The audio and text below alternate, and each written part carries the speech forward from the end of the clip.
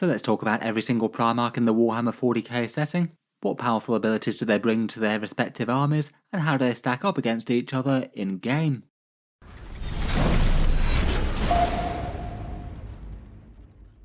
Hello and welcome back to Auspex Tactics, where today we're talking Primarchs, looking through each of them in Warhammer 40k and rating their in-game power. As I'm sure just about everyone who's watching know, the Primarchs are the gene sons of the Emperor, the heads of their respective legions. 5 of them have current models and rules in 40k 10th edition. In order of their re-emergence, there was Magnus the Red, then Rebute Guilliman, Mortarion arising to fight Guilliman in the Plague Wars, Angron returning to the fold in Arcs of Omen, and then Lionel Johnson finally reawakening from the Rock to save his chapter in its hour of direst need. Given how much excitement and hype there are around these characters returning, it seems likely that the vast majority of them will come back to the 40k setting given enough time. Easily the most obvious choices for the next ones seem like Fulgrim and Leman Russ. We basically know that Fulgrim's going to be coming for the Emperor's Children this edition, and Leman Russ is the last major Divergent chapter, who's still got a living Primarch to return, unless they decide to do something weird and unexpected with the Sanguinor for the Blood Angels. In any case, in 10th edition, Games Workshop does seem to have put effort into making the Primarchs to be next level threats. All of them are 300 points or more. The Demon Primarchs are really quite big deals with 16 wounds, a 2+ save, and a 4+ invulnerable, all of them soaring aloft on various wings to get to grips with the foe. The Royalist Primarchs are 10 wounds each with toughness 9 and have a bit of lone operative style protection if they can coordinate with their battle brothers. They're all generally pretty strong in melee, have a nice datasheet rule, and then a choice of 3 different abilities to pick one of each turn, and whichever one you choose they are going to be a notable part of your army given their power and how much points they cost. For this video I thought we'd go through each datasheet in turn, roughly what they bring to the table for their respective legions and chapters, and then I'll give them a very rough power rating out of 5 for how strong I believe they are in game right now compared with their competitor options within their codex. Starting out with the Lord of Plagues Mortarion. He's the Primarch of the Death Guard and costs 325 points to field in game. For that, he's certainly the single tankiest of the Primarchs, a great big toughness 12 versus the toughness 11 of Angron and Magnus. The 16 wounds, the 2+ save, and the 4+ invulnerable, but Mortarion also gets a 5+ feel no pain as well. So with average rolling, that's basically the equivalent of the enemy having to chew through 24 wounds worth of toughness 12 nastiness. As you might expect from hailing from the Death Guard, he's certainly skewed to be a massive bullet sponge compared with the rest. Otherwise he moves 10 inches, so that's a little bit slower than the others. Angron and Magnus both get around the board really quite quickly at 14-inch movement, but he only gets 10. And as per the others, he gets a big leadership 5+ and 6 objective control to lend a little bit of weight to holding points. For his damage output, he's arguably one of the lower threat Primarchs. For his shooting, he gets Rot Wind and his Lantern Pistol, one big anti-elite shot, and then a bunch of damage 1 attacks. Not too bad for a little bit of general purpose shooting threat there, but in melee he doesn't quite hold up to the same sort of levels as his brothers. Just 5 attacks with silence on the damage 4 profile, where most of the other Primarchs get 7 or more, and being able to swap it out for a sweep mode with strength 7, AP 1, damage 1, and a big 15 attacks. For his points cost, at least in melee, he isn't an enormous threat for his cost. Say 3 Death Shroud Terminators would often do quite a bit more damage to him against certain targets. I guess as with other Death Guard, he does get Contagions to give him a bit of a damage boost. The enemy might have lower toughness against his attacks, and depending on the choice at the start of the game, he could be running around with extra AP as well, which can be meaningful against things like Space Marines. Finally, for his supporting rules, his core ability is the Lord of the Death Guard. He gets an aura of himself and things nearby ignoring modifiers, everything besides saving throws, which is quite nice against the right targets, particularly for things like damage modifiers. That was confirmed, it definitely does affect that in an FAQ in the latest balanced data slate. It means that he's really valuable, say if you happen to be playing against multiple Catan or something. He did take a big hit in the balanced data slate though, in that ignores modifier won't really matter too much for Plague Burst crawlers anymore, as previously you could have their barrage fire hitting very accurately and not taking the indirect penalty, but now they only hit on a 4+. That rule no longer really affects them in a meaningful way. Otherwise he gets 3 aura choices, either the benefit of cover, which certainly doesn't hurt for him getting shot, though cover isn't the hardest thing to acquire anyway. B-roll wound rolls of 1, which is an alright damage buff, though nothing too crazy, and a +3 inches to contagion range. That one goes out to affect Death Guard units within 12 inches, so I guess could maybe have a few more units get affected by them and help out your shooting against them. Overall, I'd say that each of those abilities is interesting and usable, but maybe all merely okay. I don't think any of them are really going to change the entire course of the game too much. Overall, for Mortarion, he's certainly very tanky and can absorb a whole load of firepower. He isn't as much threat as you might hope for from a Primarch, and also not really all that fast to deliver himself to melee, though certainly can just move up and make a big nuisance of himself on a midfield objective. Often he might be a bit of a fire magnet, and the opponent might be kind of wasting a bit of damage output against him, given that he's probably one of the lowest priority things to shoot given how durable he is. I think his auras are okay. Probably the biggest deal one is that passive ignores modifier one, but it's kind of opponent dependent, and you can't just get reliable value from it for Plague Burst crawlers. For competitive lists, he was being used at least semi-frequently prior to the balance update, though it seems like fewer people are taking him since that. As mentioned, he was particularly popular with Plague Burst crawlers with the ignores modifier thing going on, and now he doesn't really do that. He's not really seen as quite as much of a staple for them. I still think he's usable enough though, and can be game changing in the right matchup, but at least it's fairly big and easy enough to use, while the rest of the army goes about doing its thing. I've chosen to rate him a 3.5 stars out of 5. I'd say certainly usable casually, and not unplayable for competitive, though I imagine that most lists aren't going to be running him. Next up, we've got Reboot Guilliman of the Ultramarines. The Avenging Sun costs 350 points to field, and he gets the stat line of the 2 Loyalist Primarchs. Toughness 9 with 10 wounds and the 2+ save. He gets a 4+ invulnerable, and he moves 8 inches. As per the balanced data slate, he's now able to actually walk through ruined walls and things in the same manner of infantry, and that has helped his mobility a bit. They both get the lone operative type special rule when they're nearby to enemy infantry, and potentially can be a bit gamey with that and trigger it with things like a combi weapon lieutenant or maybe a tech marine perhaps that might have their own lone operative style protection themselves. For the points cost, he's certainly not as outright durable as the demon Primarchs if he does get exposed and focused though. For his damage output, he gets a fair few shots with the Hand of Dominion at strength 6, AP 2 and damage 2. Might be good for an odd slain space marine or two there. Though his big damage comes from his melee, the Emperor's Sword getting a very nasty sweep attack at strength 8, AP 3 and damage 2, oddly lethal to standard space marines there. And the Hand of Dominion gets him 7 attacks at strength 14, AP 4 and damage 4, really nasty against heavies. Being the author of the Codex, Guilliman gets some pretty awesome tactical supporting rules. His 2 big abilities are an ability to allow you to reduce stratagems by 1 command point each turn when they're used on units within 12 inches. It will no longer allow you to double up on stratagems post the balanced data slate, but it is kind of massive that can now be used on basically any stratagems. It could be used to grant Overwatch for free to some really big scary things like a Land Raider Redeemer potentially, or use any of the scary stratagems from detachments at a 1 command point discount, or things like Heroic Intervention or a discounted Combat Interrupt, both of which can be really quite big. His second option is to get you 2 different Oaths of Moment in a turn as well, which can be a good source of rerolls. Once you've killed the first one, he gets to nominate a second target, and then you get your big hit rerolls against that. The third aura buff is Battle Shock and Leadership and Objective Control. I guess that one you could think about if the extra objective control is literally going to score you some direct victory points, but otherwise I feel like it's the weakest of the 3. Finally, his Armour of Fate allows him to stand back up when he's slain on a d6 roll of 3+. He comes back with 6 wounds remaining, which is pretty scary from the opponent's point of view, but a 3+, I must admit, is far from reliable. You can't exactly afford to push him up the board and have him charge something, destroy something, and get killed in return, and then just know he's going to stand back up. It kind of feels like it's almost a bit of a nice to have as opposed to something that you can really expect to happen.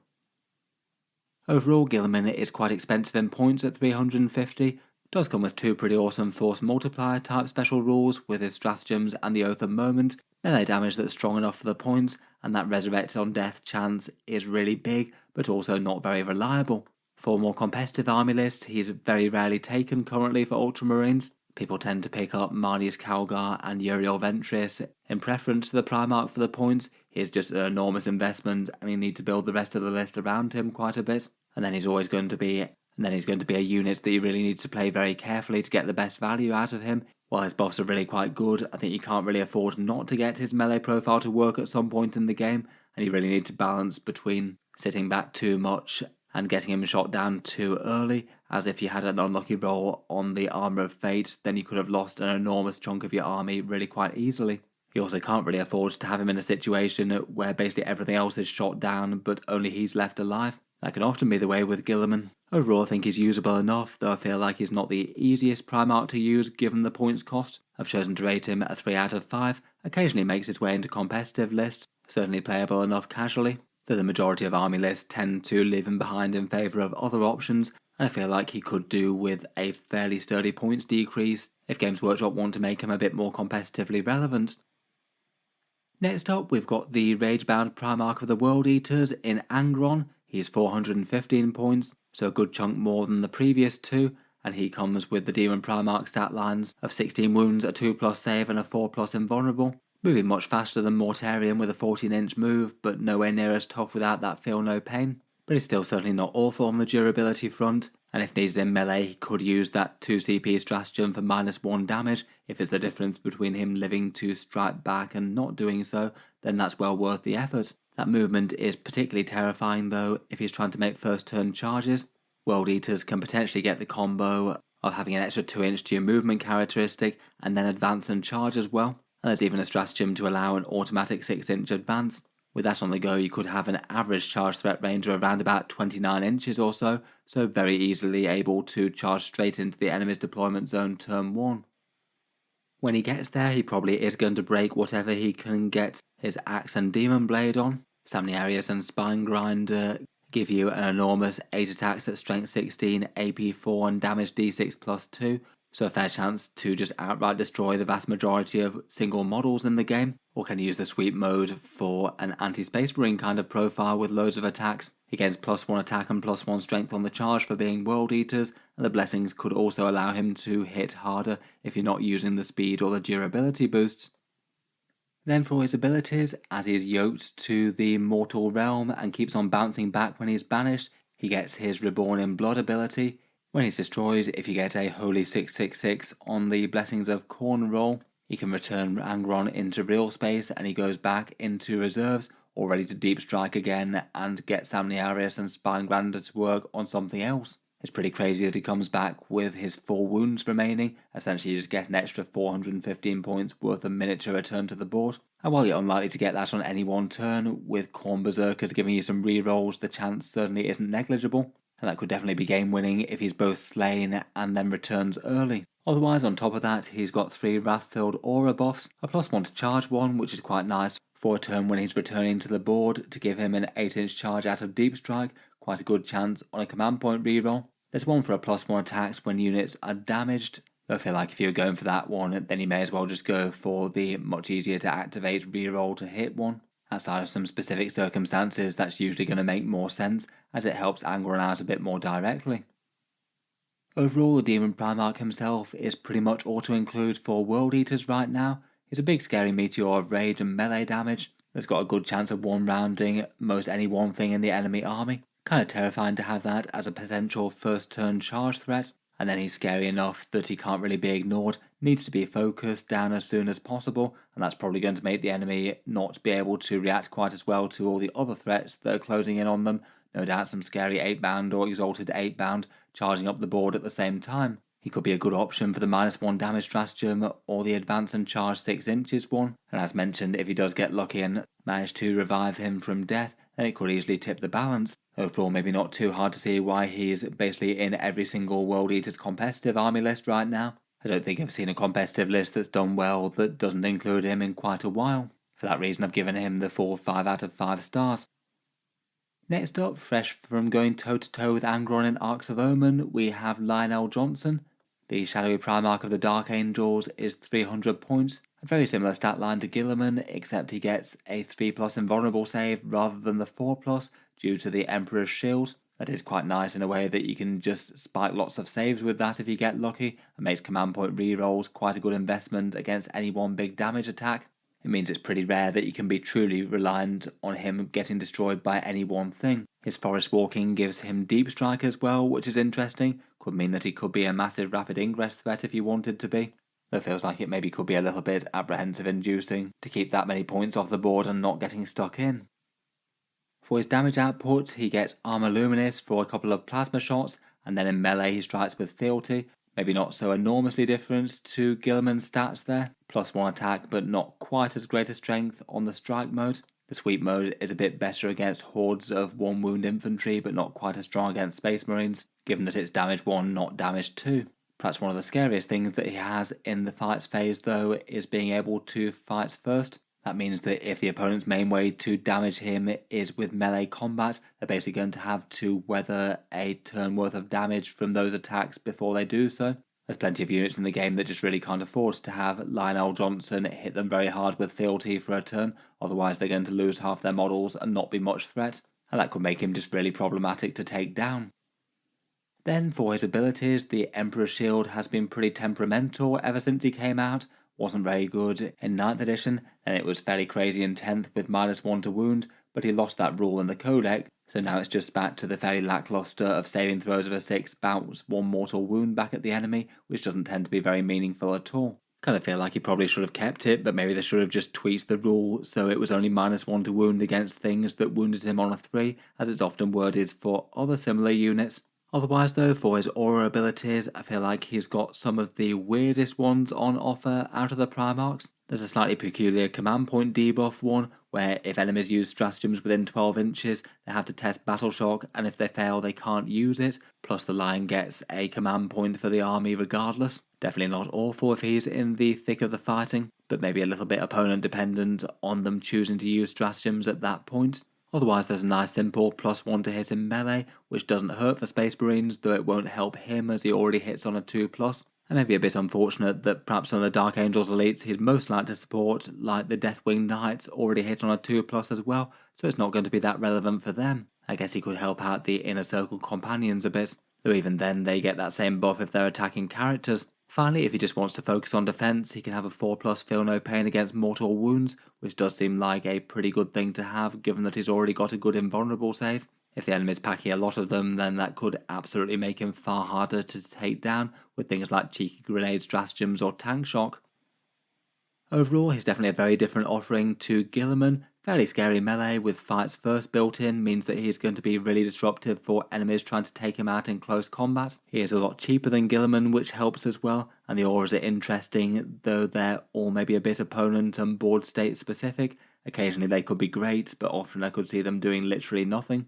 And as for use in competitive lists, he was pretty rarely seen pre-update, even at the 300 points cost that he has. Just every so often gracing competitive lists, but before the update most people were running Ironstorm Spearhead. It kind of remains to be seen, I think, at the moment whether or not the line will be a big part of lists that say use Gladius or Inner Circle Task Force. Kind of a shame that he doesn't get the Inner Circle keyword himself. I think that might have made sense given that he's at the centre of all these circles. I certainly still rate him as far lower on the priority list than Azrael, given how powerful his datasheet is for the very cheap points investment. I feel like it's hard to imagine that the Lion being an auto-include in the same sort of way as Angron is. For this one I've chosen to give him a 3 out of 5. Definitely not unusable again, though I feel like he's probably better casually than competitive at first impression, but not unusable in competitive lists. I was perhaps debating between 3 and 3.5 stars. I'd be interested to see how you guys would rate him. Finally for the Primarchs we have Magnus the Red. The Primarch of the Legion of Sorcerers is 440 points, and he has a similar sort of stat line to Angron, 14-inch move and toughness 11, and he also gets built-in deep strike as well, having more sprightly wings than Mortarion, I guess. In general though, I think he'd usually want to stay on the board given his good movement and his buffing abilities, and potentially if he needs to, he could use a double move with a Kabbalistic ritual, which is kind of terrifying, particularly as with that you can still put out his incredibly scary psychic damage output. For his own threat, he brings a lot at both range and in melee. His range psychic damage is at least fairly apocalyptic. The Gaze of Magnus is 3d3 shots at strength 9, AP 2 and damage 3 with devastating wounds, and you get +1 to hit and wound from his own inbuilt buff. That also affects his second power in Tzeentch's Firestorm for a bunch of sort of heavy bolter style attacks. You could use the 1 command point stratagem to reroll all hits and wounds as well, just in case that wasn't enough damage for you. Then in melee, he gets 7 attacks at strength 16, AP 3 and damage 3, again +1 to hit and wound there. And again that one gets devastating wounds as well, means that he should be wounding everything on the game on a 2+ the vast majority of the time, so a pretty fearsome amount of melee threat as well. Compared with the others, he's easily the biggest threat in terms of damage dealing for the Primarch, having both massive threat at range and in melee, and ability to absolutely tear the heart out of an army if he gets to activate and deal damage to everything unrestricted. Then, as mentioned, he gets a +1 to hit and wound with psychic attacks, and that also applies to other psychic units within 6 inches, so that can amp up any other psychic shooting. That could make things like Infernal Masters or all the various flavours of sorcerers just go off with a lot more power when they strike things, particularly in conjunction with the detachment special rules. Then finally, for his Crimson King selected ability, you can either choose -1 damage for him personally, which turns him from being a unit that is big and tanky but not really all that tough for the cost, to being one that's actually genuinely quite hard to remove, or an ability to make an enemy unit's weapons hazardous, which I think is perhaps a bit so-so, which I feel like would usually be the one to go for if you're not worried about him getting shot by anything too hard, either because he's safe behind terrain or the opponent's threats that would have destroyed him can't hit him this turn or have already been destroyed.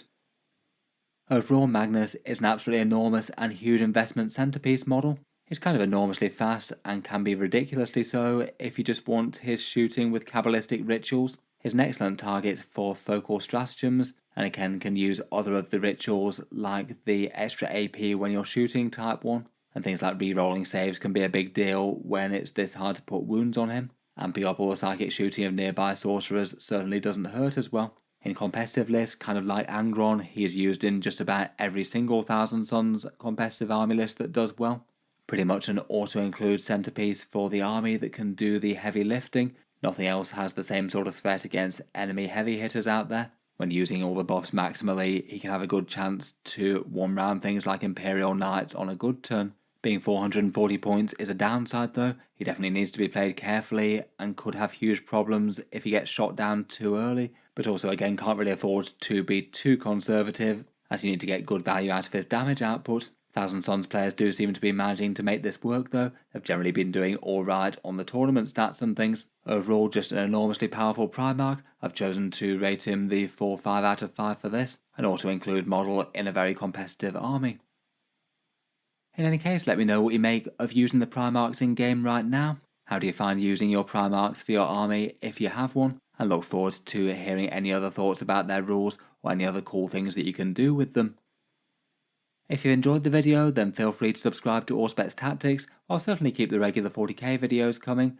I do tend to post new ones just about every day. Finally, if you have been enjoying all the videos on the channel, I would just like to mention that Auspex Tactics does have a Patreon page as well, and that's the main reason that I can keep these videos coming quite so regularly. Channel patrons do get a few advantages, seeing certain videos early, regular votes to see what sort of things happen next on the channel, and automatic entry into the regular prize giveaways with the chance to win some really big model kits each month.